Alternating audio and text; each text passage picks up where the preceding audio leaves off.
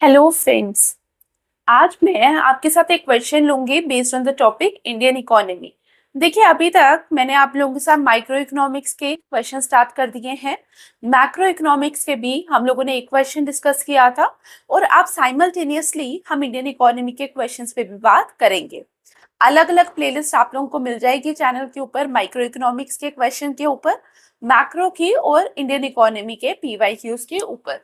तो ये क्वेश्चंस हमारे लिए बहुत इंपॉर्टेंट है। आज के क्वेश्चन के बारे में बात करें तो आप सबको पता है इंडियन इकोनॉमी में हमारे पास एग्रीकल्चर का टॉपिक है।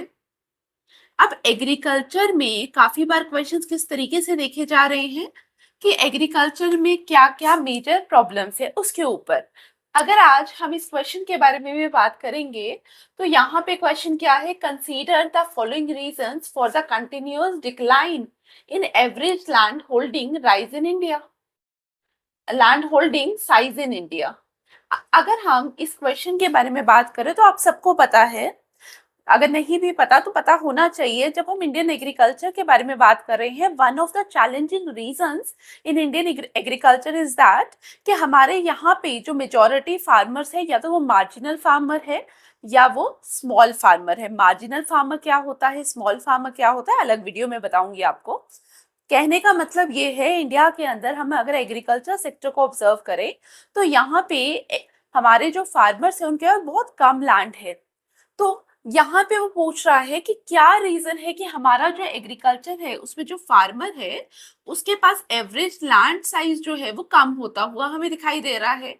तो सबसे पहले हम इन रीजंस को देखेंगे और मैं आपको दो तरीके से इस क्वेश्चन को अटेम्प्ट करना दिखाऊंगी कि किस तरीके से हम इन क्वेश्चन को अटेम्प्ट कर सकते हैं। नंबर वन, हम डायरेक्टली पढ़ेंगे।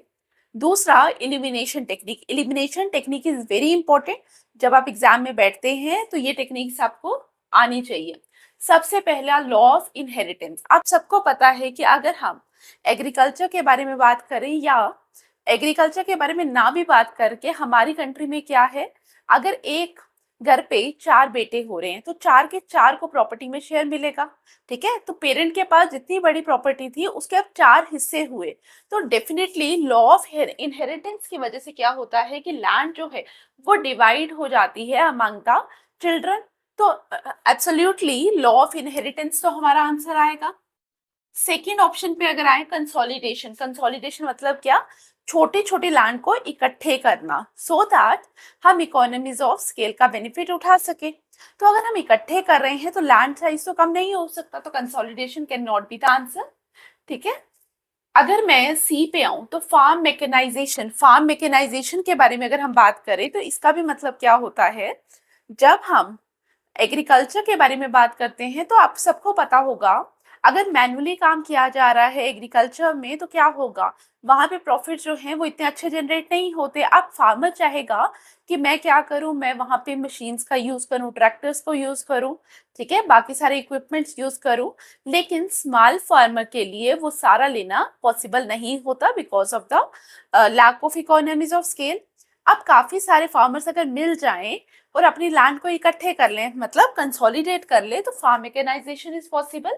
तो फार्म मैकेनाइजेशन कब होगा, जब आपके पास लार्ज लैंड है, जब आपके पास इकोनॉमीज ऑफ स्केल है, सो दैट आप अपनी लैंड का बहुत अच्छे से फायदा उठा सके। तो farm mechanisation can not be the answer. और number four is the desire for land ownership. वापिस से हम ए पॉइंट के साथ रिलेट करेंगे। अगर घर पे चार बेटे हैं, ठीक है, मोस्ट ऑफ द केसेस के अंदर क्या होता है, चार के चार चाहते हैं कि मेरे को घर के अंदर प्रॉपर्टी में हिस्सा मिले।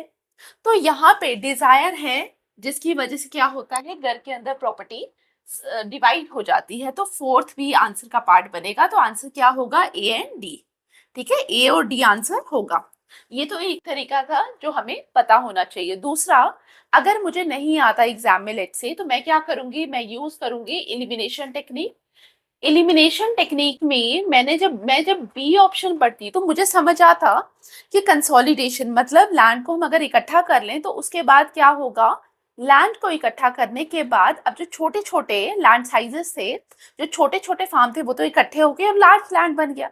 तो कंसोलिडेशन मुझे पता चल गया कि आंसर नहीं हो सकता, कॉमन सेंस थी मेरी यहाँ पे।